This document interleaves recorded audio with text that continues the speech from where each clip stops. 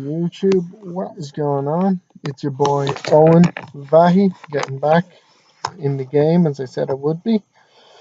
Um, Today's topic I think will be a bit of a controversial topic, or not even controversial, just something that fucking, to put it simply, grinds my gears a good bit, and it leads into the direct topic of the video: to compete or not to compete. Now, I was reading down through some Instagram posts, and I do follow a good few fitness, personalities in the course, keep up to date on what's going on. Yeah, even though I wouldn't consider myself a fitness personality, I'm not. Just somebody who I follow it. I do know what's going on. I am aware of what happens in the country. I am aware of who's who, that kind of thing. But what really fucking got me going was, you have people now, and they are telling people essentially not to fucking compete. It's like, come on. It's like, look, I'm going to read out a few posts. I'm going to call out a few people. Now, along with the lads, it doesn't seem to be so much of an issue. It's like, a lot of guys I know want to compete. 90% of them said they want to go into men's physique anyway because they think it's going to be easy, which leads into the class being oversaturated with competitors, and you're not going to place unless you have super genetics, or you have the work ethic of Phil Heath or something to stand up above and beyond everybody else. So it's not, as I said, it's not necessarily the lads. The lads actually seem to be eager to compete, and they may want fast results. They may want to hop on a ton of gear to get the fast results, but you know what? They do have an eagerness, which I can appreciate the sense. Now, what I'm pointing out is, I was reading down some Instagram posts, and you had women, you had girls, and there seems to be a new trend among these women and girls now, is that they hop into a prep without realizing what it seems to actually undertake to do well, to get the results, without damaging your mental psyche, and without being able to suck it up and just fucking get the results that you want to get. It's like, Jesus, if you do a different sport, do a different pastime. If you're going to compete, at least don't complain about it afterwards. I mean, look, the amount of people I have reading now on these after they compete. I remember that I had posts like, "Oh, I didn't work so hard for 15 or 12 weeks to place 12th. Oh, it's unfair politics. Oh, I put in so much work." No, you fucking didn't. You obviously were cheating on your diet. You didn't train hard. You took a ton of drugs. And that's what the guys do. Now, what the girls do is, when they don't place well, or they don't feel, you know, okay after they compete, it's like, what do? They tell people not to compete. I'm on Instagram. I have a post saved. So, this is the post I was talking about. Siobhan O'Hagan. If you follow her on Instagram, her name is ofitness.ie. I'm going to read her post out. Okay, I need to say this. It breaks my heart hearing anybody saying that they want to compete. Disclaimer: there are some amazing bodybuilding athletes who are killing it, but for the normal girl like me, it can ruin you. Let's get this straight. It didn't ruin me. I'm a normal guy. Any competitor I know, even the girls in good part, but most of the competitors I know, it didn't ruin them. They weren't telling people not to compete. Jesus Christ. And then I was reading down, like, look, first, I always said I would be honest with the journey, and I was. Happiness and health were priority, and if that was sacrificed along the way, then I would stop. If you're not happy in a prep, it's due to two things. Your hormones are out of whack, you're starving, your brain ain't working properly, your body wants food. You're not going to be happy during a prep for large portions of it. Bodybuilding is a self-imposed exile from the normality of dieting, healthily, the normality of functioning normally. You know what it is? It's not meant to be pleasurable. If you want to get results, you have to put the sacrifices in. So, first, as I always said, I'll be honest with the journey on I was. Happiness and health were priority, and if that was sacrificed along the way, then I would stop. I had the best prep ever. Amanda at Recalibrated Bodies was my coach, and I just knew nobody could be enjoying prep as much as me. Zero stress, amazing results. And in the first photo here, she had a photo. I'm 2.5 weeks out, and I had a 3-course Indian with wine and crisps the night before, just because quality time with friends were priority. I couldn't believe how easy it was. Then, post competition, the part they don't tell you about. And basically, then at that point, she goes into a tirade how she didn't want to look in the mirror, how she didn't want to fucking, how she didn't feel good with her self image afterwards, how she felt fat. It's like, okay, let's get this straight. If you're eating crisps and having a 3-course Indian and drinking wine at 2.5 weeks out, you're setting yourself up for a severe fall from grace. And I can speak from experience. Look, when I was 6 weeks out from my prep, I fucked up big time. When I was 5 weeks out, I fucked up big time. But you know what? I didn't hop onto the Instagram and blame it on my unhappiness and my amazing prep. I didn't tell people that you shouldn't compete. I didn't tell people that you shouldn't hop on and tell people that, it's unhealthy. You know what? If you're going to be, you didn't diet right. You didn't. You know what? I don't care how amazing and how easy you thought it felt. If you're eating wine, if you're drinking wine and you're eating fucking crisps and a 3-course Indian at not 5 weeks, 2.5 weeks out from your show, come on, you're setting yourself up for a fall. Your coach obviously did not have your.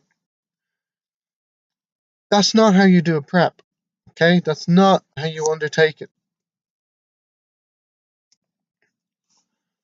It just pisses me off because you have these girls now, they hop into a prep, they don't know what it really undertakes, they don't talk to the right people, they don't surround themselves with the right people. So it's generally what happens is they're going into a prep and they have all their friends telling them, oh, you look great, you look phenomenal. Probably haven't stepped on stage before, have no real experience competing. And then, of course, after the show, they crash because they didn't do the process properly. And then, lo and behold, they make Instagram posts about how they fuck themselves up and whatever else. It's disappointing. So I'll get the rest of the post up. It's just sad because, yeah, okay, the hardest thing post competition she had to go through was I was 3 days after the competition. I was trying to find a gym that I could train in where nobody could see me because I look so fat. Let's get this straight. Have you heard of a rebound? Rebound properly. You're not going to feel shit. Indulge yourself for a meal or a day afterwards. Go out for food, whatever else you have to do. But Jesus, and then it's like I was tried so hard to stay on track. I didn't think I would struggle post comp because I had no major restrictions. When I'm prepping, my calories are relatively high. That's where the problem lies, Siobhan. That's where your problem lies. Um, you didn't have restrictions. You didn't have structure. You didn't have a coach telling you the right things. You didn't have a proper guideline. Therefore, after your prep, when you're after following up a prep, generally the way to stay mentally strong, generally the way to stay healthy is don't binge on food, don't rebound horribly, just stick to your diet, add in more calories, have one cheat meal a day, just slowly up your calorie intake and slowly just add in more and more stuff. Therefore, you're not mentally going to be fecked afterwards, and you're not mentally and physically going to be feeling awful. Your hormones are going to be relatively stable. You're going to look great because your body's just going to absorb those extra carbs and calories with gusto, and you're not going to look fat.